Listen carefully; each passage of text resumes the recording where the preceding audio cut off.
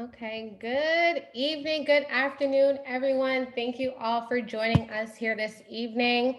My name is Jessica Johnson, Mid-Atlantic recruiter with Urban Teachers. I cover Maryland, DC, and Virginia.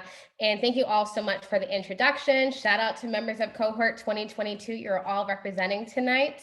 And thank you all for taking time out of your Tuesday evening to join us for this important discussion on unpacking rewards and discipline in urban schools. We have a pretty packed agenda, so I do want to be mindful of time, and we are going to get started. Okay, so first the agenda, we'll spend about the first 10 minutes or so with welcome and introductions. Next, I'll give you all an overview of Urban Teachers, and then we'll spend about 15 minutes or so providing an overview of systems and critical discourse.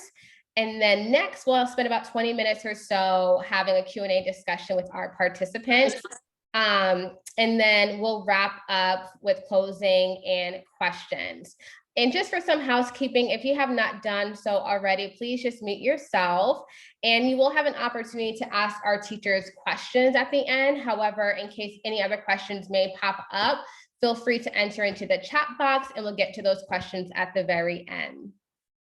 And as I mentioned, my name is Jessica. I'm one of the co-facilitators for this session today, but you'll hear from multiple folks throughout the next hour or so. And so we have our co-facilitator as well as our teachers on our call today. And we are going to kick it off with introductions. We'll start off with the top row first and then move to the bottom row. For introductions, if you can just say your name, your pronoun, your hometown, and what led you to Urban Teachers. So Rebecca, would you like to start us off? Sure, I'll kick it off. Thanks, Jessica. Good evening or good afternoon, everybody. My name is Rebecca Stoyanova, and my pronouns are she, her. As I shared earlier in the chat, I'm clinical faculty with special education for Urban Teachers, which means I both teach coursework to both residents and fellow ones, and then I'm also a coach. This is my 4th year with Urban Teachers here in Baltimore, and I love it. So I'm excited for all of you to be joining soon.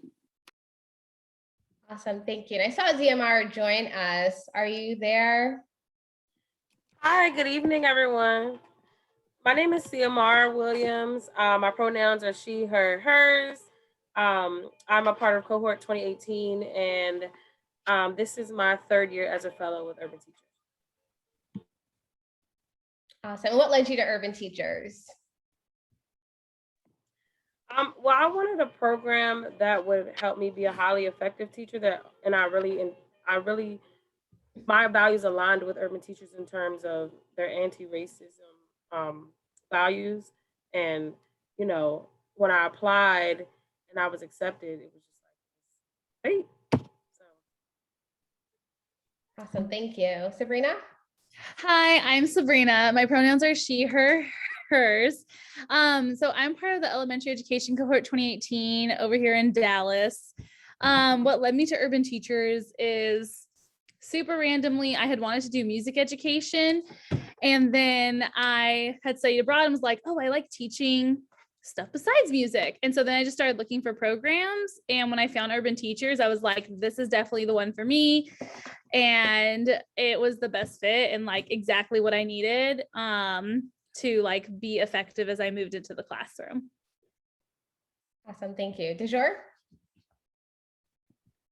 Hi, everybody. My name is DeJour. My pronouns are she, her, and hers. I'm in the elementary education cohort 2019 in DC. What led me to Urban Teachers was all the coaching I was going to receive. And it felt like compared to other teaching programs that are out there, this one seems more effective. It seems more intentional. So I picked this one above other options that I have. And I hope that you will too. Thank you. Charlie? Hey, good afternoon, everybody. My name is Charlie Roberts. My pronouns are he, him, his. I am a year 3 fellow in the Baltimore part of Urban Teachers. What led me to Urban Teachers was pretty similar to what many others have said so far this evening. I was graduating college, was looking for an alternative teaching program, and the support that Urban Teachers offered, the level of coaching, and the commitment to equitable education was what drew me to the program. Thank you. Anakia? Hi, good evening, everyone. My name is Nakia Jacobs Smothers. My pronouns are she, her, and hers. I am actually a alumni of Urban Teachers. I was a part of the 2017 cohort, so I just recently graduated out of the program. And what led me to joining Urban Teachers was honestly the amount of practice and support that you get before you become a teacher.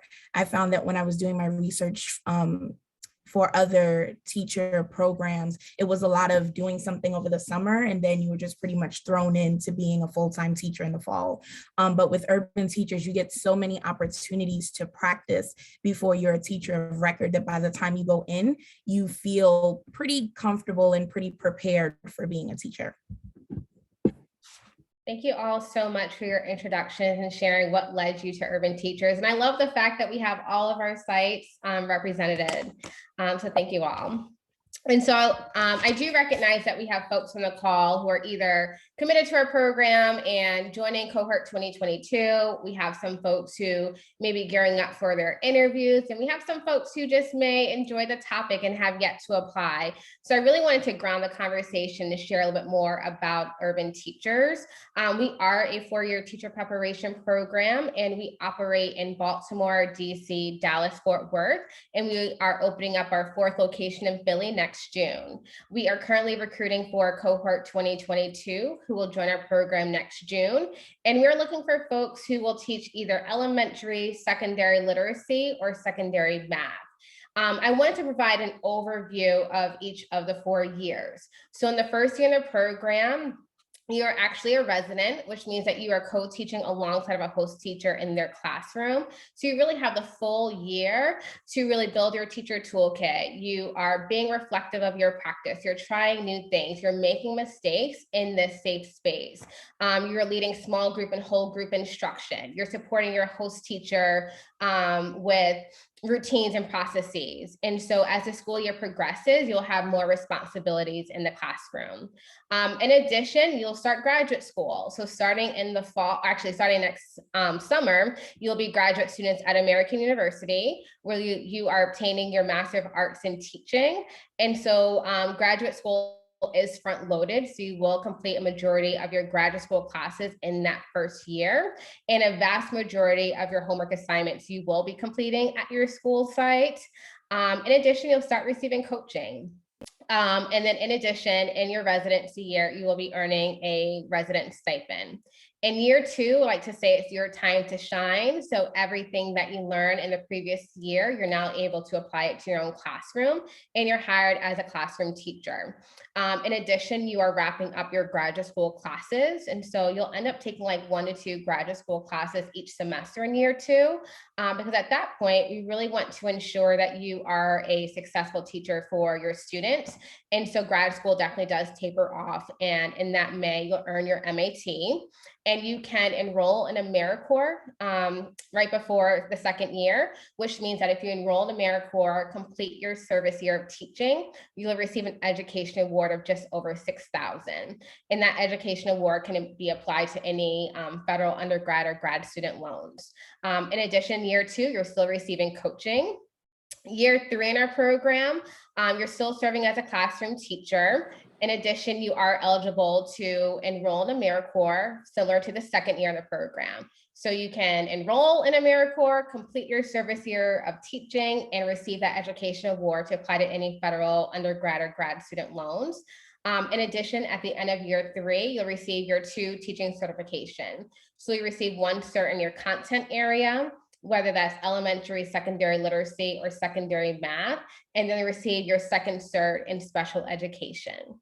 Your 4th year is your commitment year. You're still serving as a classroom teacher, and there may be leadership opportunities either within Urban Teachers, such as a teacher assistant in graduate school or a summer mentor to help welcome the incoming cohort, or there may be leadership opportunities at your school.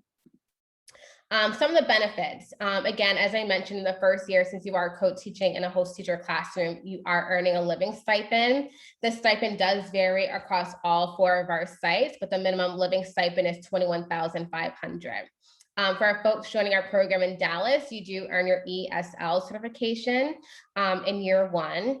Year 2, again, you are earning your master's degree from American University and earning a teacher's salary. Year 3, you'll become a fully licensed teacher with your certification in your content area and special education and earning that full-time salary. Year 4, again, there may be leadership opportunities at your school, mentorship opportunities as well, and joining our alumni network. And during the first 3 years in our program, you do receive coaching, which in my opinion is a game changer, which really makes our program unique, just a level of coaching that you receive from our program. So again, that is our program in a nutshell. And then I will pass it over to Rebecca, who will take it from here. Thanks, Jessica.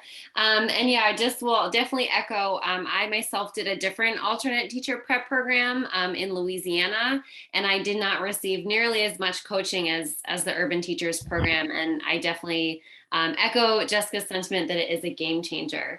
And so what I'm going to talk to you for about roughly the next 10 or so minutes is something called the No Nonsense Nurture Framework. As you probably have sensed in the world of education, we use a lot of acronyms. So you might see it abbreviated as Triple N. And in this photo, I do want to direct you. This is one of our alum here in Baltimore, Nia Ladson. This photo was taken probably 4 or 5 years ago when she was in the classroom, in the program, teaching 2nd grade. She's actually now the assistant principal at that same school, and she works very closely with some of her former students. But she previously would teach as a teaching assistant for our courses, particularly around content such as this framework. And then this past summer, she was able to be an instructor for a course. And so when Jessica was talking about year 4 and beyond leadership opportunities, it was a great connection that I made with this photo. So in this framework, this is something that you would learn and get to experience a bit in your summer A, in your very first summer with the program. And then again, you would touch in another course in your summer B. But it's a framework that our coaches also use. Of course, at Urban Teachers, we like to change things, adopt them, make them responsive to the school site or the city that you're teaching in. So we've taken this framework and we've adjusted it to meet our needs for our program and to be aligned with our anti-racist mission. So this framework comes from a big teaching organization, a national organization called the Center for Transformative Teacher Training, CT3 as it sometimes is called. And in this framework, it really prioritizes rewards and consequences as one of the first tenets of it. It also highlights building relationships with students, but that in this framework comes later. So here at Urban Teachers, we've flipped that because we really believe that building relationships first and foremost with your students is the really foundation before you can get to having a successful classroom community. So Jessica, I'll have you move to the next slide here. And so essentially what you're seeing here on the right with this image is a pyramid system. We learn a lot about the tiered system of interventions in our program. But this framework, this mindset for supporting students' behavior and managing a successful and positive classroom environment, this framework is really focused on the majority of students, probably 80 or 90% of the students you teach. As Jessica mentioned, we also have the special education certification component. So in those courses, you'll be focusing at the top of the pyramid for students who might need individualized or differentiated behavior support, as well as possibly academic support. So when you learn about this framework and other best practices in your summer A, we're really thinking about, for the general ed setting, the majority of the students will be responsive to these strategies. You can go ahead to the next one for me, Jessica. So before Jessica plays this video, I want to frame kind of the critical eye that I'm going to ask you to have for the 2-minute video. So this is an older video, but these practices come from a book called Teach Like a Champion. You may have heard of it, you may have seen it. It has definitely been in the news media in terms of being criticized and celebrated. And here at Urban Teachers, we're really trying to have critical discourse in the coursework setting and of course in the coaching conversations, where we're looking at what's out there in the education world, and we're looking at, what professional development is putting forward as like the thing you should do. And we're trying to take away from it, okay, what actually works, what has been meaningful for you in your setting, in your placement at your school, and what is not useful or maybe against our mission and our values as a program. So you're going to see some practices in this video that you might think like, oh yeah, I could see myself doing that as a teacher. That seems like it would be very effective. And you might see some things in this video that you were like, this goes against my values. This is not the type of teacher that I want to be, and this is not how I'm going to run my classroom. So it's really meant to just give you a taste of the types of conversation that we would be engaging in. So I'll pass the mic back to you, Jessica, and enjoy the 2-minute video. One of the techniques you'll read about in the book is called 100%. It's about how champion teachers get 100% of students to do what they ask 100% of the time. Could you switch the screen, Jessica? I think it's not, the video part isn't showing, but the audio is good. Okay.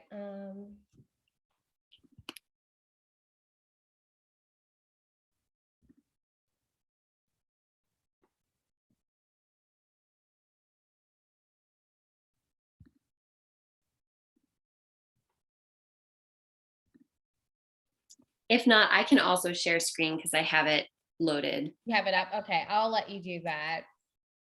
Sorry about that. We've all been there with this virtual world. All right, so enjoy the video, and we'll be doing a little activity in the chat afterwards.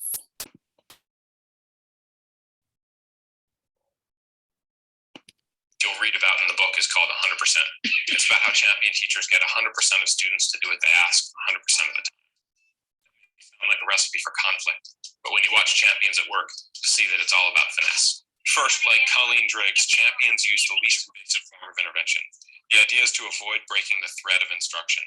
Colleen corrects with hand gestures, and that means the teaching goes on. If you've got one kid who's off task and you interrupt the task for everyone to fix it, you'll end up with 3 more kids off task. And when you stop to fix them, it will happen again. Minimally invasive correction helps avoid that death spiral. Champions like Bob Zimmerly are also careful about keeping correction private when possible. I need 3 people. You know who you are.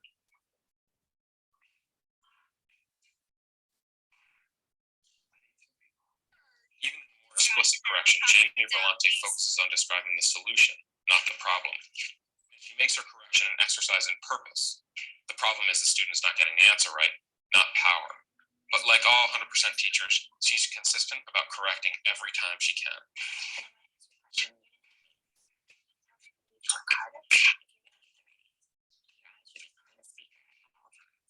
With all this finesse, you can't always keep your correction of an off-task student private. But champions limit the amount of time when corrected students are on stage with other eyes on them. Here, Bob manages to move the class's attention to something positive almost immediately after a public correction. I don't have Marissa, but I do have Jasmine. All of which gets you to the point where you can move your students from behave to believe to achieve. I can bring it to you, but I can't give it to you. You gotta reach for it. If they were free at Toys R Us, you'd reach, you'd step. I'm giving you the same kind of gift, just not wrapped up. Gift of knowledge. All right, so as you can imagine, there would be a lot for us to unpack if we were in the coursework setting. There'd be a lot of discussion we could have about things that we saw in the video that were concerning, or things that we would disagree with, or how we might take some useful ideas, but put them into practice very differently. Something that we like to say at Urban Teachers is we are, of course, aiming to prepare each cohort for the types of school environments, to be the types of teachers that we want to see, not what we currently have. So as part of the program, as you know, you'll be in a school, and you may have some other urban teachers there with you as well. You may have some exemplary star model teachers that you want to be learning from and growing with. But you're also going to see some teachers who are engaging in practices that you don't agree with or that are not effective for students. So that was just a little bit of a taste of what we might do in coursework. I'm now going to engage with something with you in the chat. So I welcome anybody who would like to participate by putting an answer in the chat. So Jessica's going to go. I have 3 rounds of these, which I think I'll probably just do 2 of them. So you can go to the next slide. You can skip that one. So this is an activity, there's no right answer. This is an activity where we would try to see where we're falling on the spectrum, whether we can sometimes be too harsh and too strict and too rigid in our thinking versus maybe too soft and lower the expectations and try to be too much of a friend to our students rather than a teacher leader. So I'm going to have you read through this slide, and then you can put an A or a B in the chat for either one that makes the most sense to you. So in this example, it's about giving a consequence for a behavior. You can assume, you have a strong relationship with the student. It's the middle of the year, so they know the expectation, everything was clear, but it's time to give a consequence. So I'll give you about 30 seconds if you want to type A or B in the chat.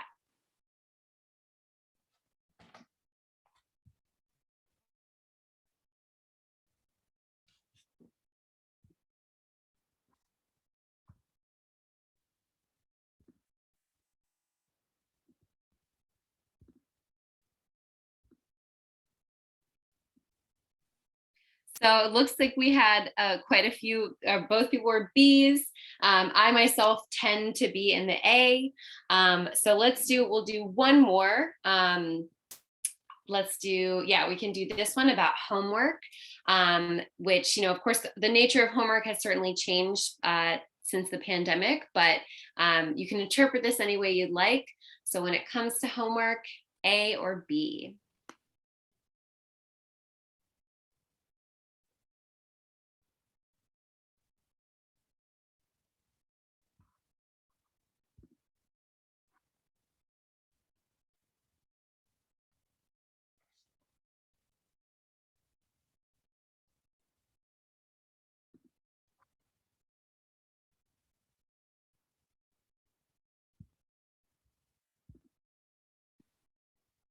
Yeah, so seeing some people sharing, it sort of depends on the situation.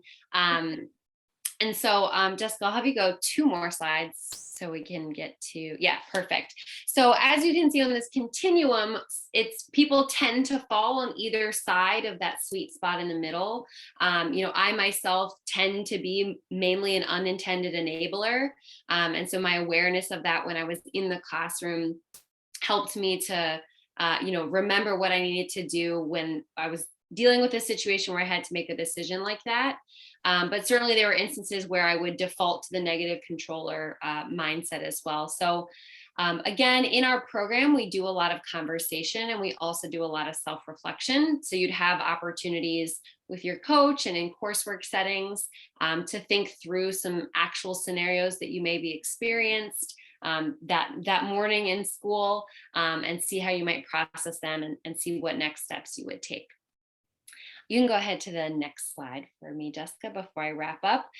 So on this last slide before I pass the mic back to Jessica, I just wanted to show the 4 sort of principles that No Nonsense Nurturer puts forward as being important and foundational. As I shared at the beginning, the way the framework actually is it's the opposite of this.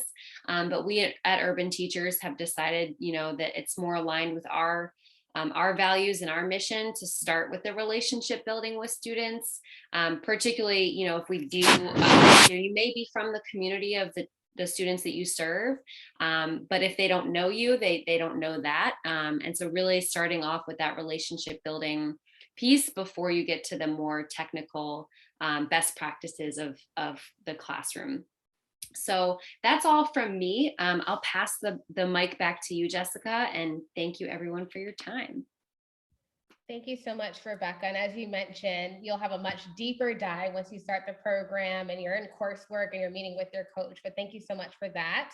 And next, we will transition here from our teachers about what does this look like in their classrooms. So we'll have a series of questions, and let's start off with question number 1.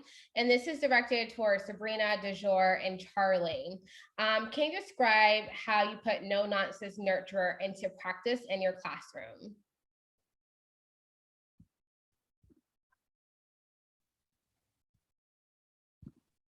Yeah, I mean, I guess I could go first.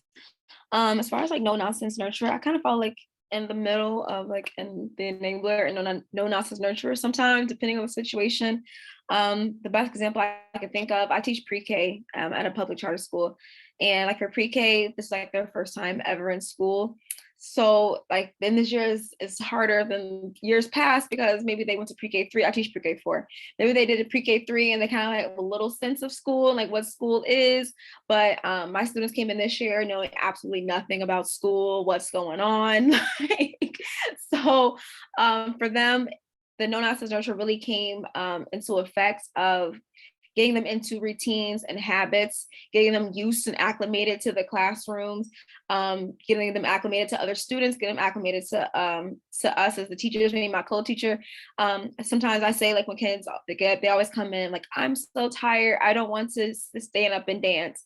And I tell them, and it's like, not like in a but a firm tone, not in a mean way. Like I understand that you're sleepy, but we're still going to stand up and dance so you can move your body. So you keep like giving that explanation afterwards of why you're going to follow this direction, really pushes that no nonsense nurturer further, and you get a more effective response from the student. Like, okay, that makes sense. If I stand up and dance, I won't be as tired anymore. So that's kind of how it looks for me, my co-teacher, in our classroom teaching pre-K.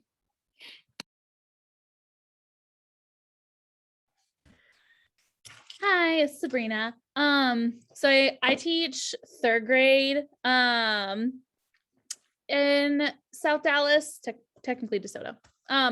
But I think like in my classroom, how that most comes up is one, like definitely giving that explanation, like she was just saying, and then also just like, no, not letting them get up. Sorry, the lights are off. I'm still at school. Like not letting them give up on what we're doing. That really was like using no nonsense nurturing was definitely like really big this year, because about a third of our kids were at home last year for the whole school year. So they've been home since the middle of 1st grade. And because of enrollment, we lost no children, and we have 29 kids in each of our 3 sections. So definitely like that really played a part in getting them into those routines and procedures, and like understanding like how to interact with each other and just all the different things when there's that many people. Like I am one, you are an army. And so just using that to help like keep them on task and engaged, even if I can't be like right there next to you. Because since they're in 3rd grade, like they are more independent.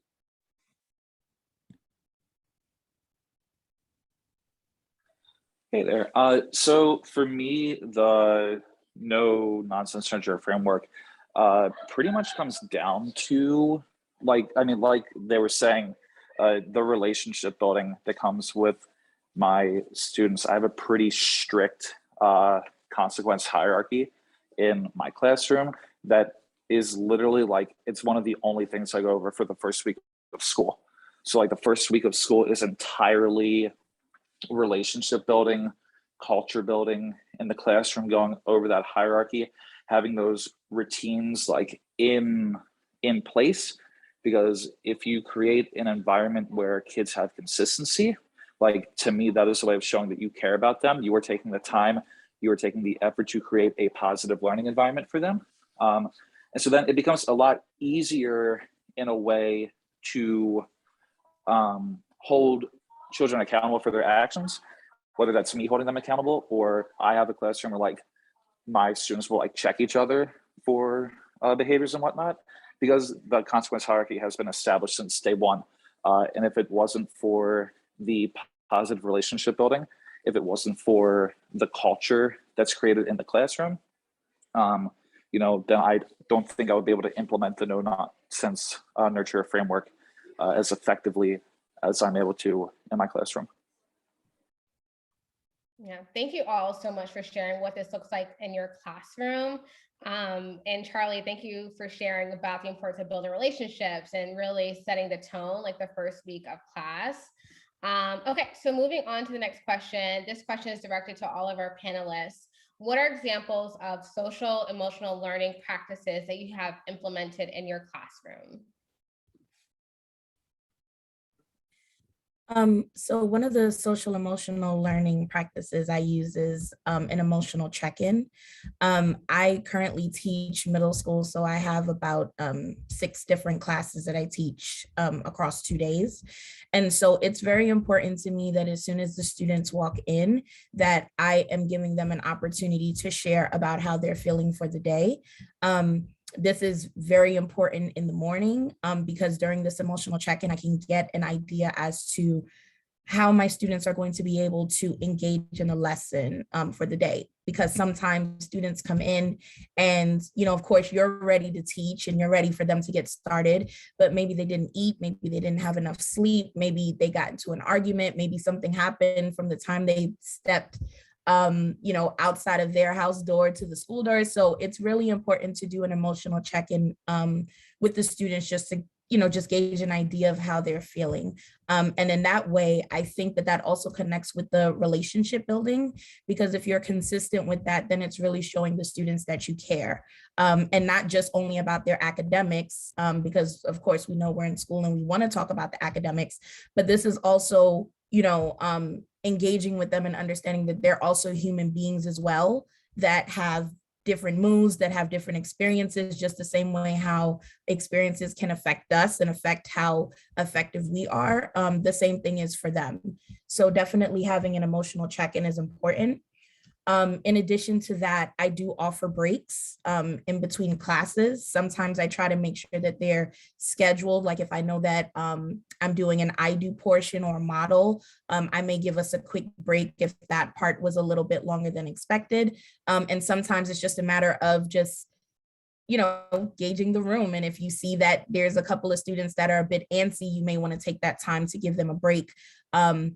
And let them get up and move around, or just have a turn and talk or something that just allows them to be kids and human and have a break from everything that's going on, especially with the students coming back from such a hard year.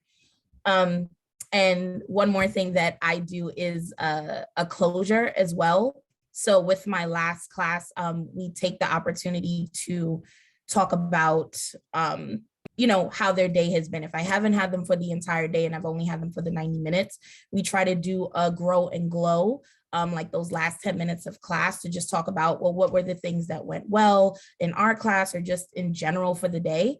And what are some things that you want to grow on so that tomorrow is better than whatever it was today? Some of the examples of social emotional learning that I've implemented is, I know we're going to talk about restorative practices in a couple of minutes here, but each and every day we do things called acknowledgements and apologies. And so that's sort of a restorative practice, just so you know, if somebody does something really nice for you one day, you can acknowledge that, and it feels good to be acknowledged for things that we do well. And if you may do something that's unkind to somebody in class, you have the opportunity to apologize for it. Fortunately, a lot of my kids, apologize right away, but they also like to take that time to publicly apologize at the end of the day. We do like lunch bunches and stuff as well. I had one more thing that is totally slipping my mind right now. Oh man, I'm sorry. If it comes back to me, I'll hop back in after everybody else is done. But yeah, a lot of like restorative practices, a lot of like, just simple stuff too. It's like with the whole no nonsense nurture thing, like I said, I'm very strict on my consequence hierarchy, but it's all out of love, and I make sure that they know that. It's simple things like that. It's just being like, like I do this because I care about you, like I love you. Yeah. So, good evening again, everyone. My name is Ciamara. I teach 5th grade at a public charter school in Southeast. And one of the social emotional practices that I've implemented in my class is a calm down corner. And I know it's called different things in different grades. Some people the vacation station or the reflection area, things of that nature. And it's just an area where my students can go. Either they can be sent there by a teacher, or they can actually like ask to go there to take a break if they're in an emotional state, or if they're just like super tired and I don't want to lower the expectation for the class. Like, hey, you can have your head down on your desk, but I understand like maybe you didn't get enough sleep last night. Let me give you like 5 minutes to get yourself together. I want you to do it at the calm down corner, so you're not a distraction to everyone else, or that everyone else doesn't see, hey, such and such has their head down. Let me put my head down. And so if you are sent there by a teacher, then it may be me and my co-teacher. It may be like, I don't know, you're calling out or something of that nature. You need to go back there and reflect and take a moment and then come back. Or again, like I said, it could be something. I'm not having a good day right now. I'm sad. Can I go to the calm down corner? And in the calm down corner, there's stress balls or little fidgets, reflection sheet that they can fill out depending on the nature of the situation.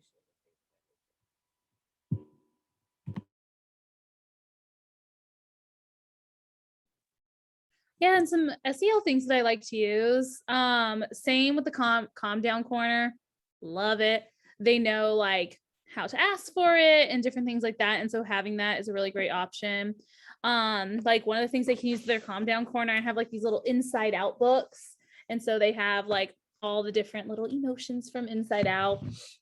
Something I do with my homeroom each day is morning meeting. And so just giving them time to all like reflect on a question together and all share out. Right now during COVID, like they can't all be on the carpet, but pre-COVID, like I was like, I don't care that y'all in 3rd grade and you think you're all old now. No, we're all going to go to the carpet and have carpet time and like all share together. And so those are definitely like 2 really big things. I also always read this book called Each Kindness. 10 out of 10 recommend, everybody.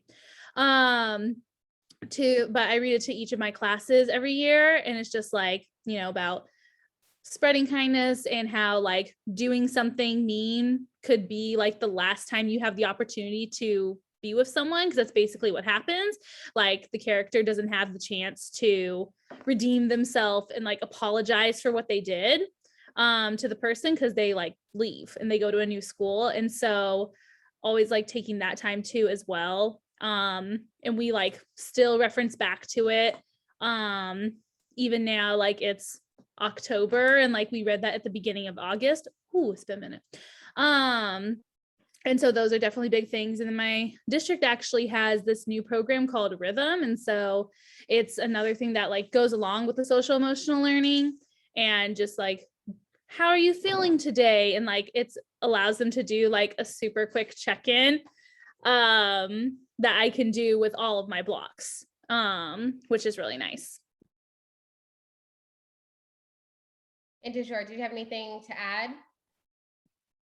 Oh, yeah, I can say some real quick. Well, in pre-K, we have a excuse me, we have an entire block of time dedicated in our schedule for SEL. We use something called Second Step, which has like a script and puppets, and we go over different like life lessons about important like of naming your emotions. How can you calm down effectively, like using breathing strategies or stretching. Because at that young age, like especially these kids are coming in with no idea of or haven't been around other kids besides like family. We're working on like right now we're working on sharing. It's a big thing in our classroom. We're working on sharing, using kind words, and just different things like that. We go over SEL. We have it every day after recess. So we come back. It's a great way for them to calm their bodies down and to really like get in to know how to talk to talk to other kids and participate and how to make friends. So it's been very effective in our classroom so far. Yeah, thank you all, especially for members of cohort 2022 who are on the call today. Like they are dropping some gems that you can add to your teacher toolkit. Like the calm down corner, morning meetings, apologies, acknowledgement. So thank you all for sharing a little bit more about some of the practices that you have in your classroom. And last question. So this is for Nakia, Ziamara, and DeJour. Can you provide an example of what restorative practices or consequences look like in your classroom versus how it is described in your school/district student handbook?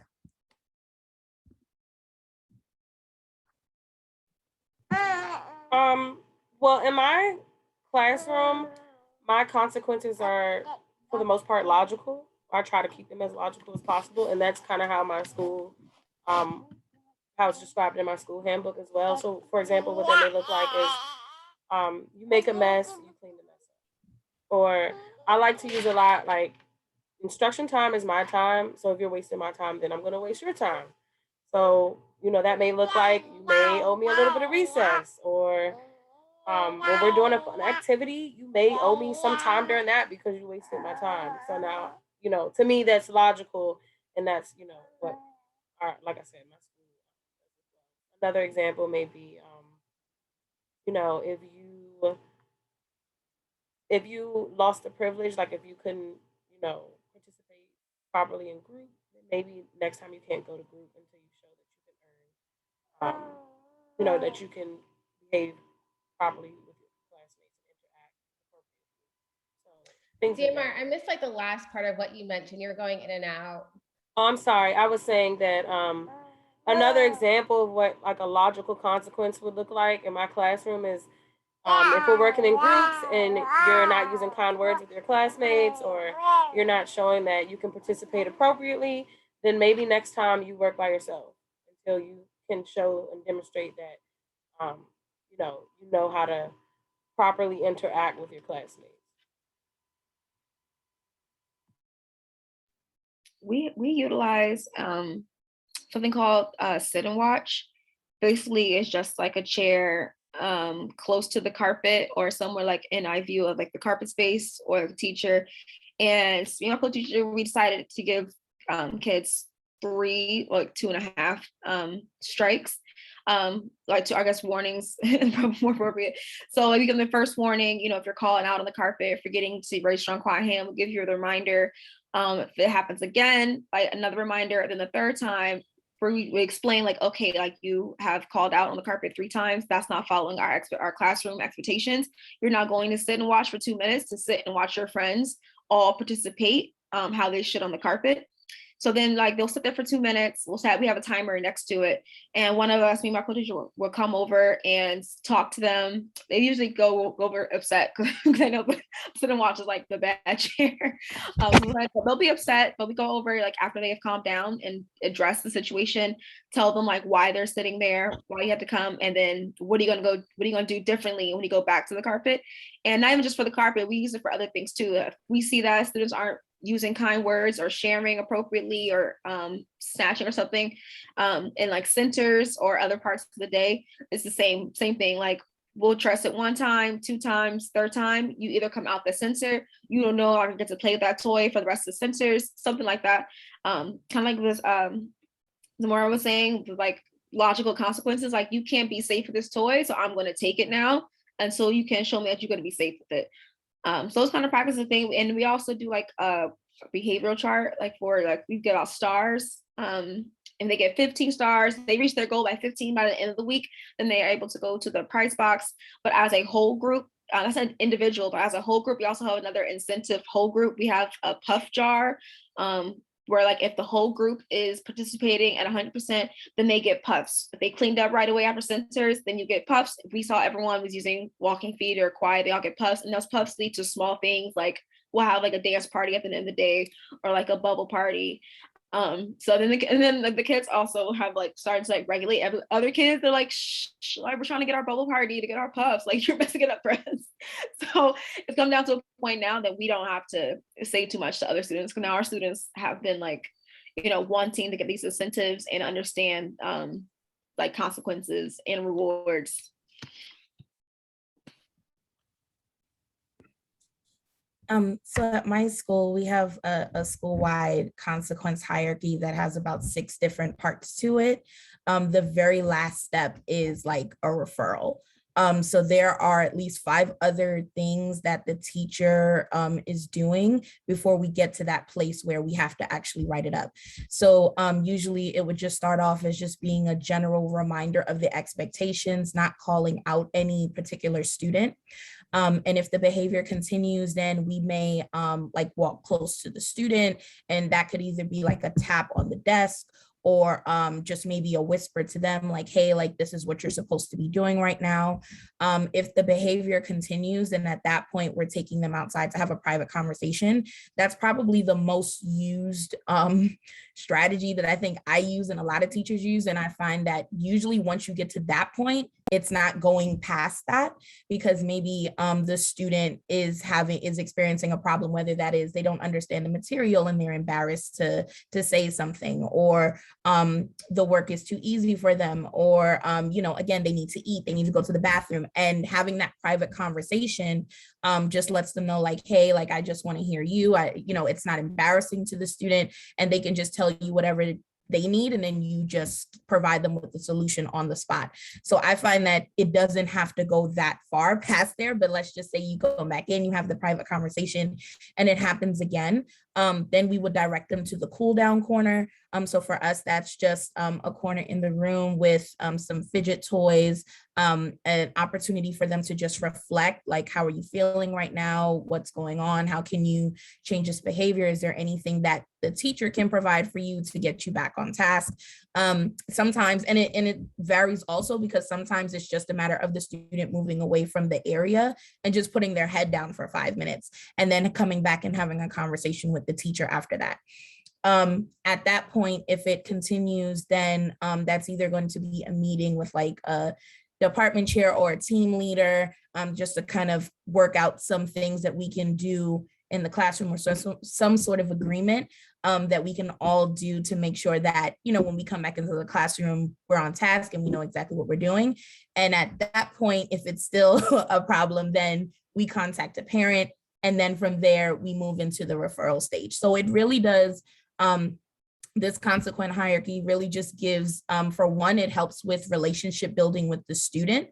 And it just kind of allows you to take ownership of what's going on in your classroom, instead of like, as soon as something's going on, you need to go run to get the principal or something.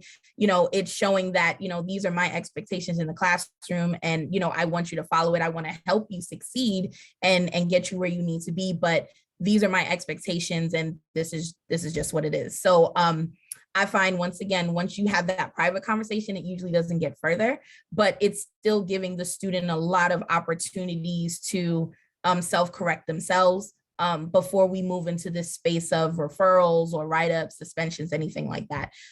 So I really appreciate that method of doing it, because again, most times the student concern is something that's fixable with just honestly a conversation, and not a judgment of, okay, well, they're doing this and because they want to be disruptive, or they're doing this because they're trying to do the wrong thing, and instead it just gives them a chance to fix it.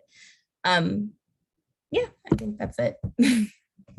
Okay, well, that concludes our Q&A portion with our panelists. Thank you all so much for your transparency, your insight, your experiences to our audience.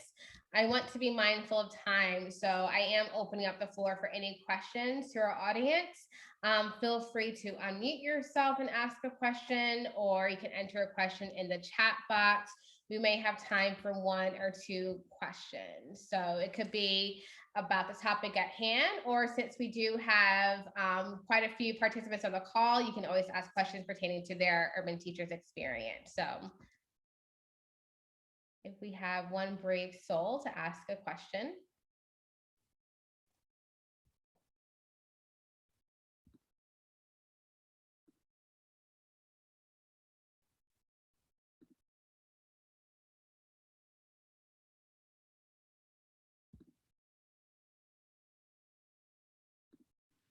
I think one thing I'd be curious about is if there are things you've tried that haven't worked very well as far as consequences and rewards go.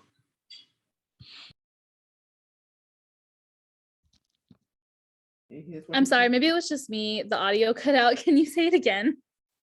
Yeah, certainly. I was just asking if there are things you've tried as far as consequences and rewards go that haven't worked.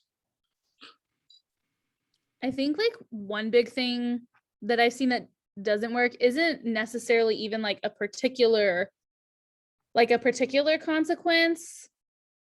It's more so like that relationship building kind of thing, because I have a scholar who love him, super, super great with me, but in his other classes, like he is more a behavior issue for them. But like me and him can like get together. I'm like, sir, we need to do this, this, and this. And like we've been working on like transferring that to the other classes. So I think it isn't necessarily even like particular things, because something that works for like half your scholars may not work for the other half of your scholars. And so I think it's definitely even more so like the relationship building portion, because if they get a consequence, half the time my kids are like, yeah, I knew I was going to get a consequence because I knew that wasn't what I was supposed to do, because they know like this is my expectation. This is like what we should be doing, and they know that they didn't. And so I think it really comes down more so to that side of things, and that like carries over even into like having to give consequences. Like in elementary, we use this thing called class dojo, and we decided not to give out like negative points, but they could get like a mark. And I went a smooth 3.5 weeks before I gave any scholar like a dojo mark. And it was really like that relationship building, like, hey, like this is the expectation, this is what we're doing. And so I think like that's more so, I think like what needs to happen. Yeah. Does anyone else have anything to add to Josiah's question? I can just piggyback off of that. I agree with what Sabrina said in terms of like everything doesn't work for everybody. So I have some scholars that, when it comes to like losing privileges, or if you say you're gonna call home, they don't care. But just figuring out like she said, going back to the relationship building, what gets them invested, like what do they care about? And that just goes back to like you having those conversations and you getting to know them and allowing them to get to know you. Yeah, like for sure, everything definitely doesn't work for everybody. I can't think of like one specific consequence or incentive, like she said, but just all goes back to relationships. Mm-hmm. Yeah, thank you for that. And we have a question in the chat from Jalen. What are some of the biggest barriers to academic success for students?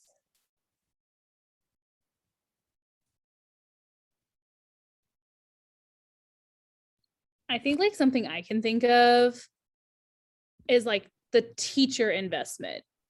Like I really feel like my kids, like they want to perform, and because like I'm like super invested in them, like they all have an individual goal for like their test, like, hey, this is what you're working towards. And like I can tell like because I'm more invested in them, like they're working harder. So I think like that's something I can think of that can be a barrier, is if the teacher isn't invested in the scholars, like they know, they can tell. And so I think like that's something that could definitely be a barrier. Another barrier could also be, I guess, the lack of the content being relatable to students. So, one of the things that I've learned throughout my years of teaching is that, there is no perfect curriculum. But at the end of the day, like you still need to be able to adjust the curriculum to teach the students that are in front of you. So making sure just something even as simple as changing the names in a word problem, or picking stories that more so connect to the students in your classroom, providing them opportunities to engage even with community members. Like I'm thinking back to a project that I did at my other school. We did a Black History Month project, but we didn't do it in February. We did it in like March and April at some point, just to kind of make it clear that, Black history is all year, all the time. So we had them do something where they engaged with their community by being able to like do some research on businesses in the Baltimore community. And then we connected that to them starting their own business and doing some research just about the history of Baltimore. And so we were able to still hit on our math standards, our reading standards, our social studies standards, but we made it relevant to their world and the things that they like to do. So I definitely find that trying to teach curriculum sometimes verbatim and to fidelity is not in the best interest of students. You need to teach the students that are in front of you. So definitely building that relationships, really trying to connect their interest to what they're learning so that they can stay engaged and that they can understand the importance of their educational journey. It's not just to learn things to be able to show your strengths on assessments, but ultimately you're trying to build students that are going to become adults, that they need to be able to survive in this world and maneuver in this world. So it needs to be relevant and it needs to be connected to the things that are important to them. Absolutely. I will co-sign on that, Nikki, and that's a great way to close us out. And again, thank you all so much for taking time today. Thank you so much for our panelists, Rebecca for co-facilitating this session with me. If you have not applied to our program, our next application deadline is November 12th. If you have any follow-up questions, I have my contact information. Feel free to send me an email. More than happy to continue chatting. Thank you all again so much for your time. And I hope you have a great rest of your evening. And I'll stay on in case any folks have any other questions. Thanks. Thank you.